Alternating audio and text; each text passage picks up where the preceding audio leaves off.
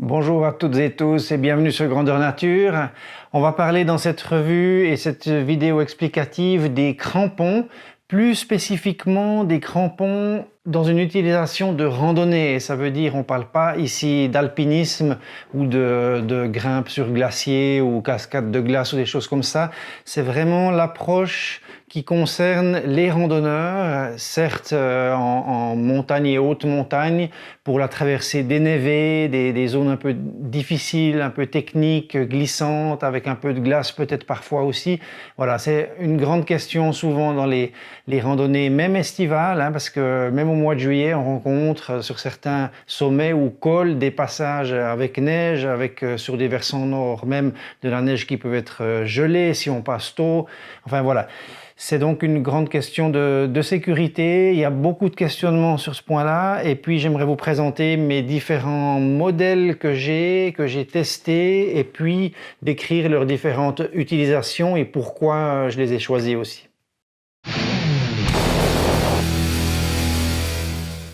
La toute première chose que j'aimerais spécifier, c'est qu'on ne parle pas ici d'alpinisme pur.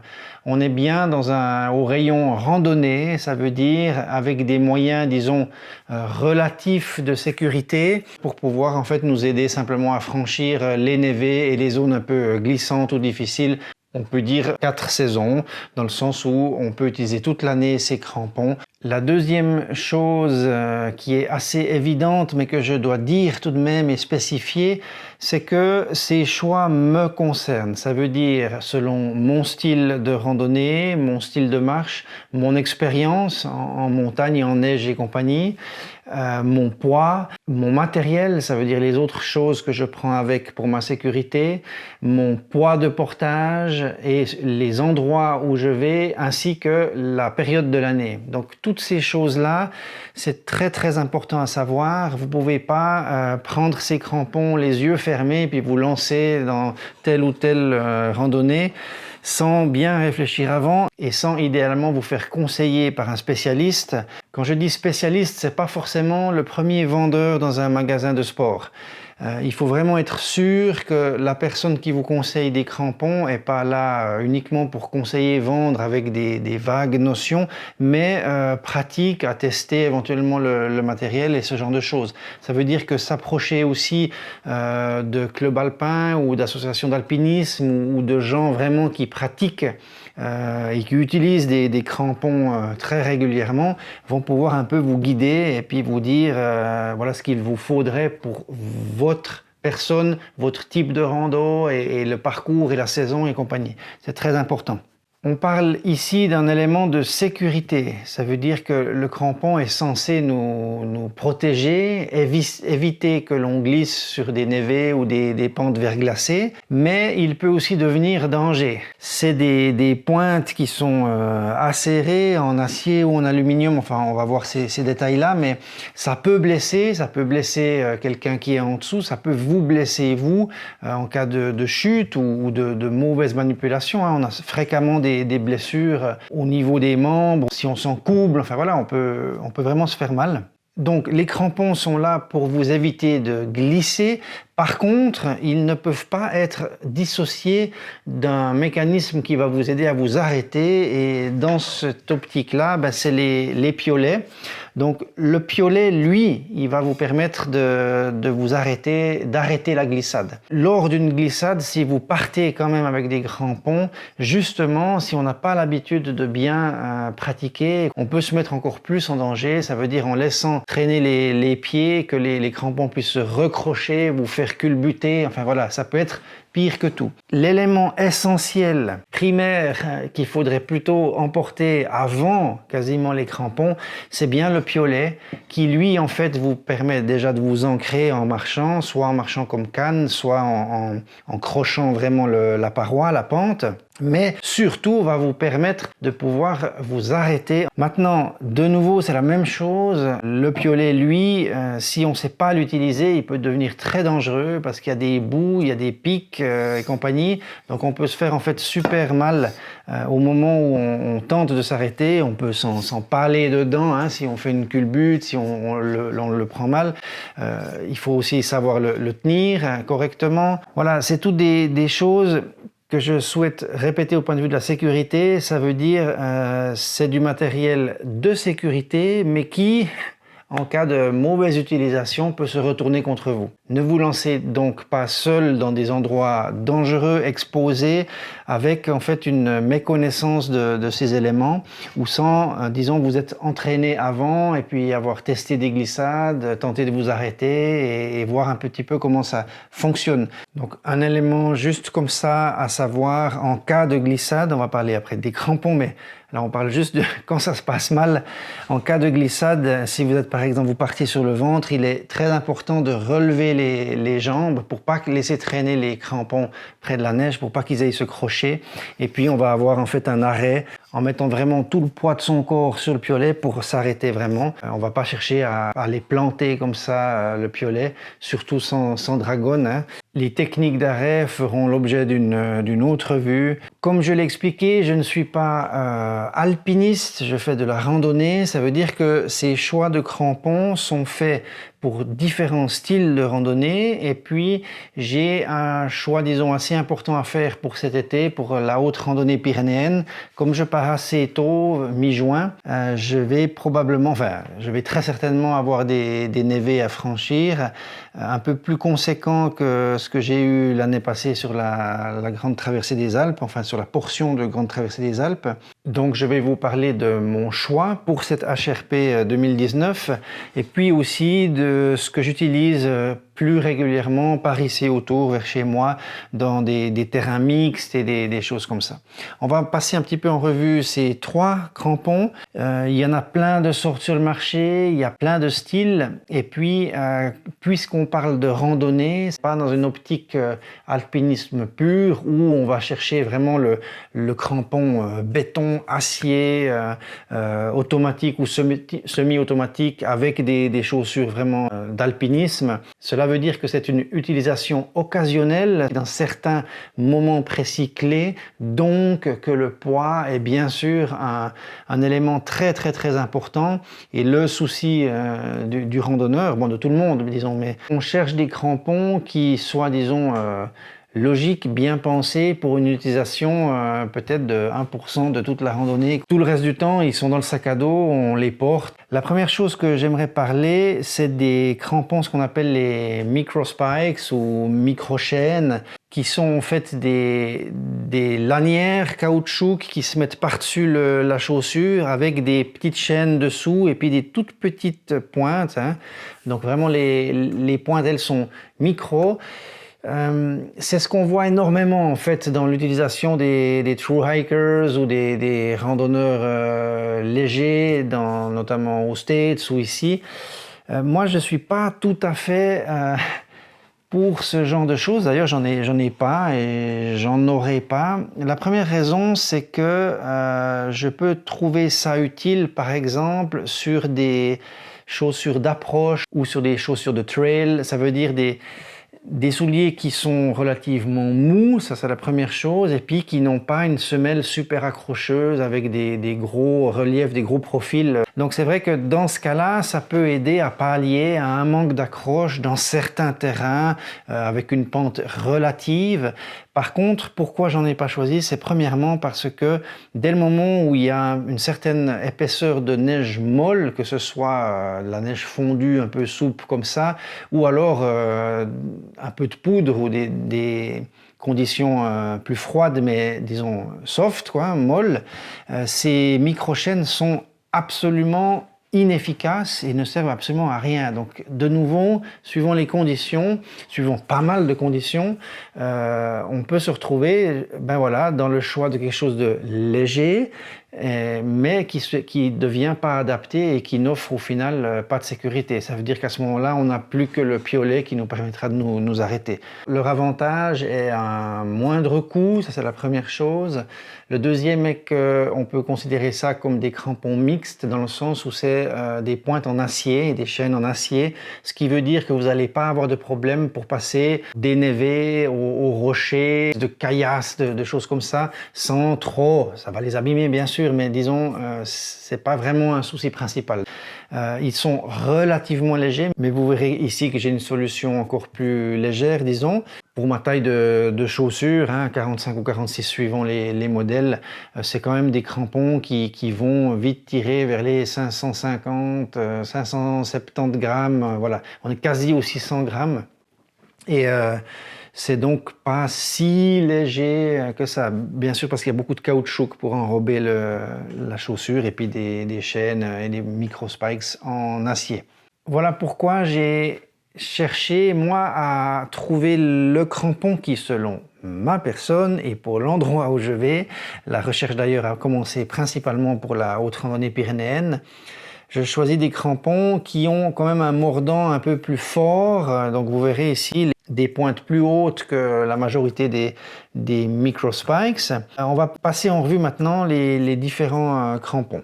Un modèle que j'ai voulu commander pour voir ce qu'il en était de chez Climbing Technology. C'est une entreprise italienne qui fabrique différents styles de crampons, des crampons traditionnels, mais aussi des versions mini. Alors pour certains, ça peut paraître un gadget. Donc ça, c'est tout acier. Ici, en fait, on a la plaque qui est réglable sur 3 positions principales, qui va donc chercher à enserrer la semelle. Alors, comme vous pouvez voir, ces crampons, en fait, 4 pointes, se portent en fait au milieu ici, juste entre le frein et l'avant de la semelle. C'est des pointes qui font 3 cm, donc c'est quand même assez conséquent. C'est assez bizarre de les imaginer là, donc c'est très bon marché, ça coûte 40 francs et puis on a un poids, la paire, de 285 grammes. Donc on est en dessous des 300 grammes, c'est vraiment léger, c'est vraiment quelque chose qu'on peut facilement laisser dans le sac pour au cas où. Voilà, il y a des avantages et des défauts, donc le prix, le poids, ok, le fait que ce soit mixte, donc c'est de l'acier. Par contre, comme vous pouvez le voir, on n'a rien sur la zone avant. Ça veut dire dès le moment où on va avoir l'appui qui se fait en fait ici sur la pointe de la chaussure, dès le moment où on grimpe, dès le moment aussi où on freine assez fort dans des descentes plus importantes, on va être rapidement embêté parce qu'on n'a pas d'autres pics ici, c'est vraiment que au centre. Donc, par définition, c'est un crampon qui est plutôt destiné aux surfaces sans trop de pente, qui nous permet juste en marchant à plat d'avoir une stabilité et puis de ne pas partir en glissade.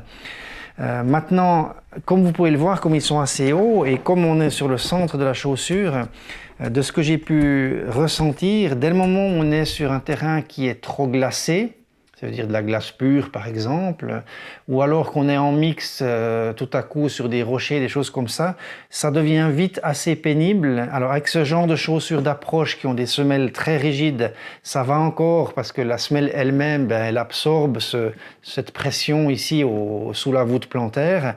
Par contre avec d'autres chaussures qui sont un peu plus molles, semelles plus molles, ça devient assez vite désagréable parce que ça nous presse sur la voûte plantaire et puis ça veut dire voilà, on a de la peine à marcher. En plus, on marche à bascule comme ça un peu, donc c'est pas top pour ces terrains-là. Par contre, pour une randonnée justement où on est surpris par un petit névé qu'on doit traverser, mais que quand même il y a de la pente, puis qu'on est en dévers, on est en traversée, à ce moment-là, ça va. C'est juste un truc d'aide, mais pas du tout pour grimper ou comme ça. C'est pas une chose, disons, que je prendrais sur des randonnées de longue distance. J'ai vu certains qui l'utilisaient sur la HRP, qui avaient pris ça. C'est une solution, par contre, quand on grimpe, ça veut dire qu'il faut marcher en canard comme ça, et puis, bon, c'est pas le top du top, à mon avis, mais ça fait son effet, voilà. Ensuite, j'aimerais vous présenter un crampon mixte aussi, donc construction acier. C'est un des crampons acier de randonnée le plus léger qu'on trouve sur le marché. Il s'agit des Kahtoola K10. Ces crampons pèsent 620 grammes, donc c'est un poids relativement léger pour des crampons. On est en acier, hein, je le rappelle. Les pointes font 2 cm. Leur prix est d'environ 100 francs sans l'importation, ça veut dire achat en ligne. C'est un modèle américain. Kahtoola est aussi connu pour d'autres crampons un peu plus évolués, un peu plus chers, un peu plus lourds. Et puis surtout pour leurs micro-spikes justement. Donc ici on a un crampon qui est pas en une pièce centrale mais vraiment en 2 zones traditionnelles, hein, l'arrière du pied et le devant l'accroche, avec enserrage du talon et de l'avant du pied. Et puis surtout une liaison entre l'avant et l'arrière des zones de crampons. Ici, c'est une barre flexible dont ils sont très fiers, en 2 composants, qui a une bonne souplesse. Pour ce qui est des réglages, on a un réglage ici sur le flanc, le serrage lui-même, et puis un réglage sur l'avant du pied par serrage de sangle aussi. Ce qui est très intéressant avec ceux-là, c'est leur côté pratique. Ça veut dire qu'on a ici des boucles simplement, des clips qui peuvent s'attacher, se détacher super facilement.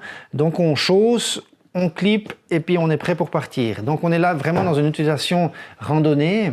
C'est clair que ce n'est pas des crampons qui sont faits pour faire de l'alpinisme technique, des cascades de glace ou quoi que ce soit. Hein. Ce n'est pas parce qu'ils sont en acier ou compagnie qu'on peut se lancer dans n'importe quoi. On parle de randonnée, mais dans leur application mixte, ils sont vraiment fantastiques. Ceux-là, c'est ceux que j'utilise le plus par ici autour, justement, où dans le Jura, j'ai des couloirs tout à coup qui sont mixtes, où il y a un peu de neige, de glace, etc. Alors, ils n'ont pas des pointes extraordinaires, 2 cm, mais ça permet justement de ne pas être trop embêté en terrain mixte.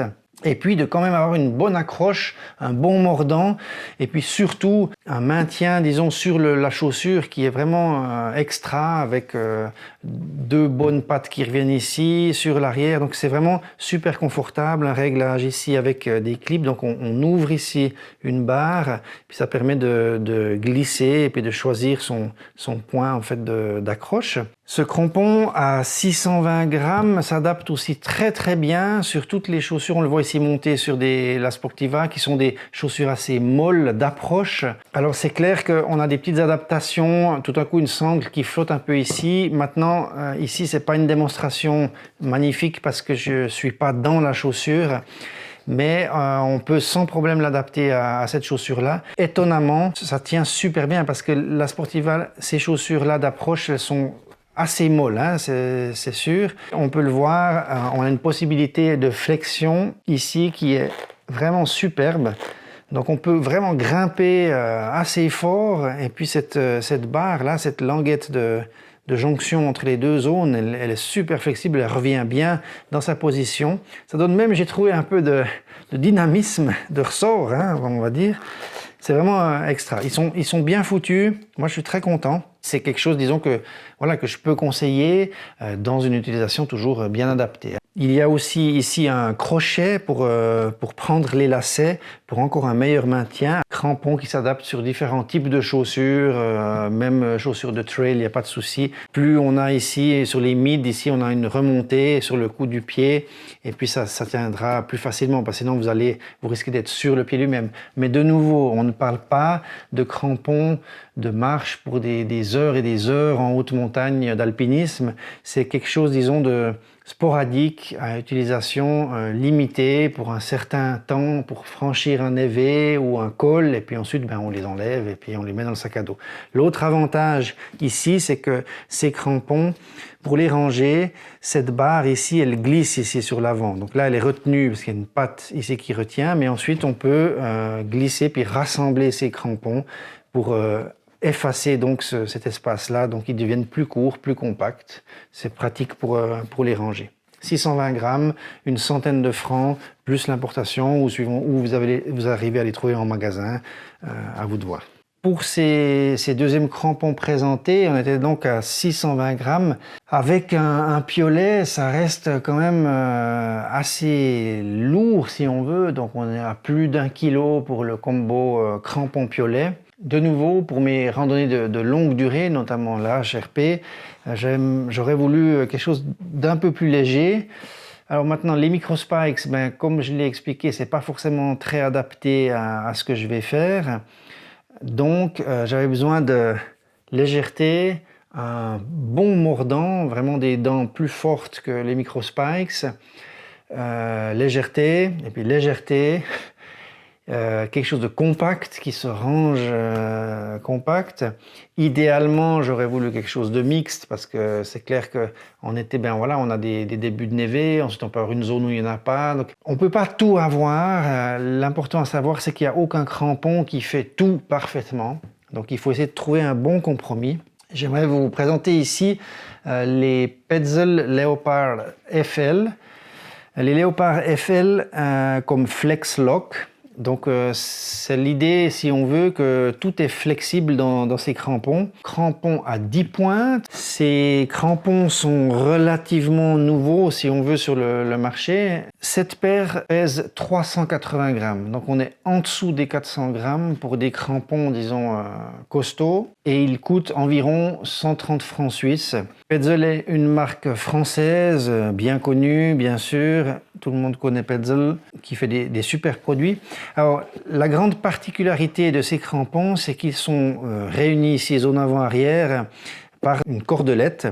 Il s'agit de cordelettes en Dyneema. Ici, elle est très tendue, hein, donc c'est le but, hein, il ne faut pas que ce soit flottant. C'est quelque chose d'assez controversé.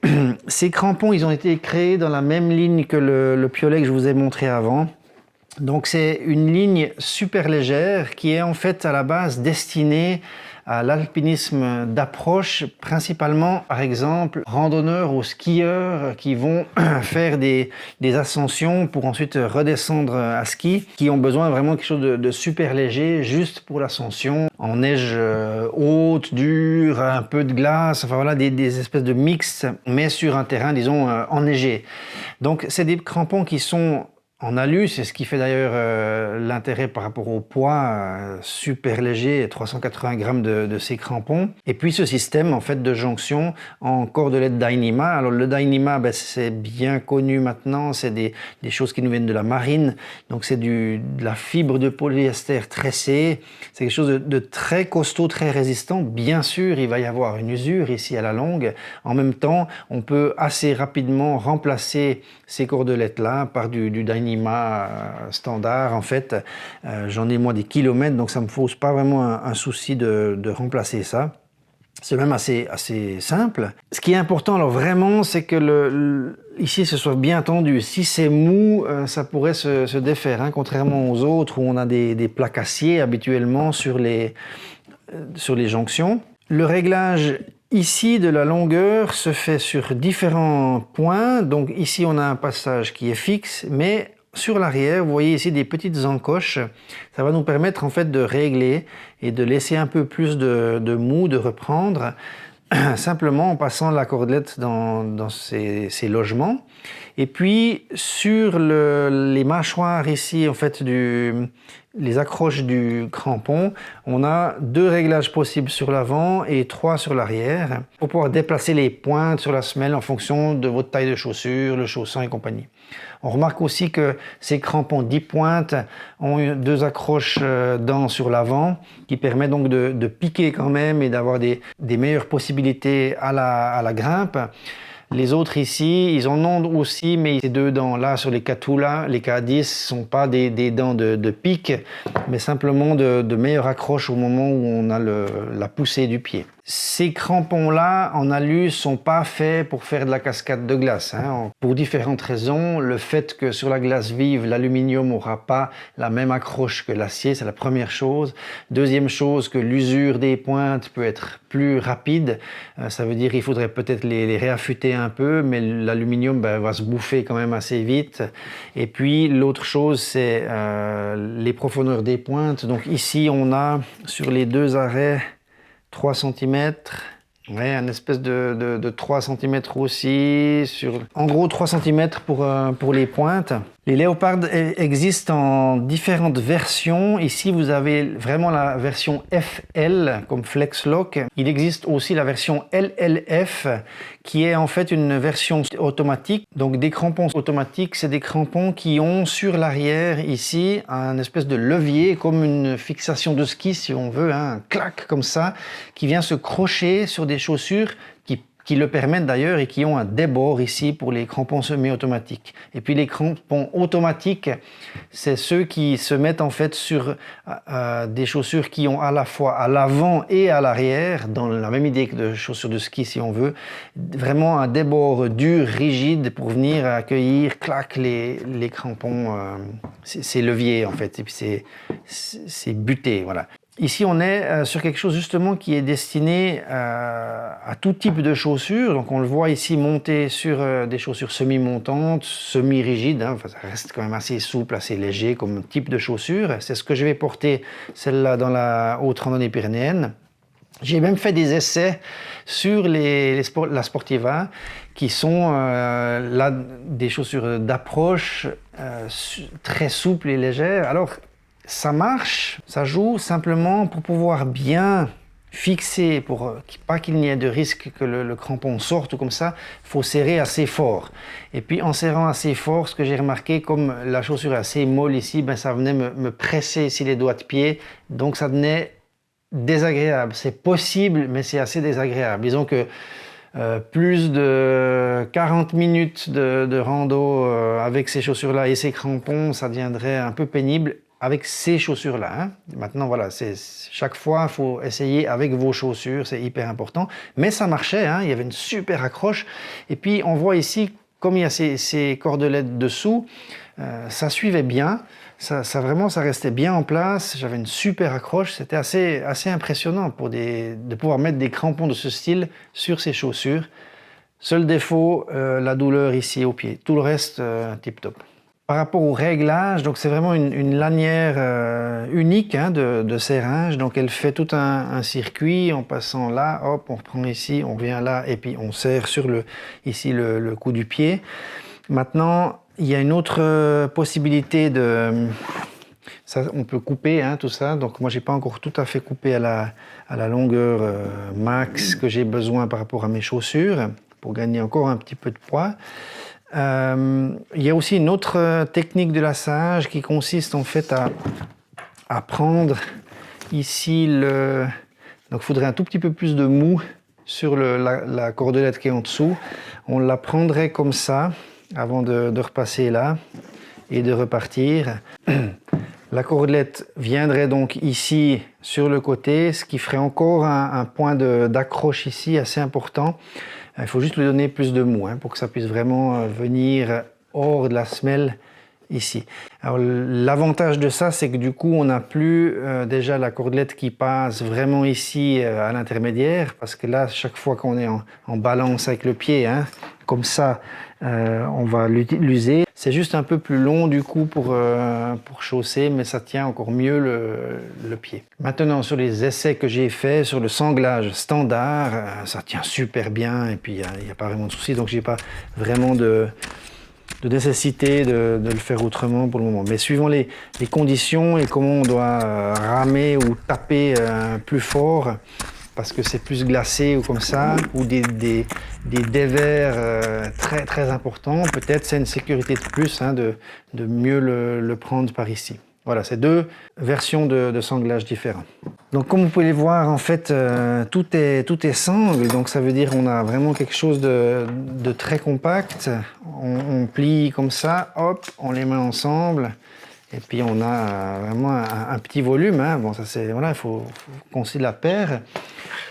Ils sont livrés avec un petit sac, eux, contrairement aux deux autres Katholaka 10 ou les Climbing Technology, qui ont juste un carton. Un petit sac qui permet de protéger le sac à dos, l'endroit où on les met. Donc c'est du ripstop nylon très très résistant, hein. C'est ce qu'il faut pour les crampons.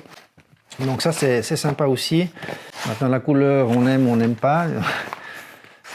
il n'y a pas un crampon qui va tout faire magnifiquement bien. Donc moi j'étais confronté au même choix que certains, aux mêmes questions. Il me fallait quelque chose de léger, qui soit quand même assez résistant, de bonne qualité, de bonne construction, qui me permette d'aller dans des névés assez forts avec des pentes bien exposées, qui parfois vont être gelées, donc il faut une accroche quand même conséquente, qui me permette de piquer, qui soit léger, on le rappelle, compact, donc voilà.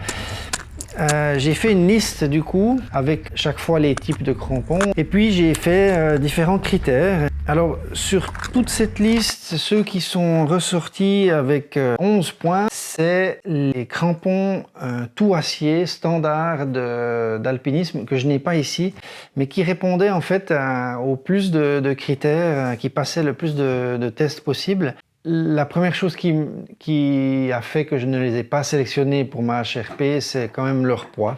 Donc là, c'est un critère qui était quand même assez important, parce que c'est plus de 2 fois le poids de ceux-là. Les gagnants sont donc ceux-là.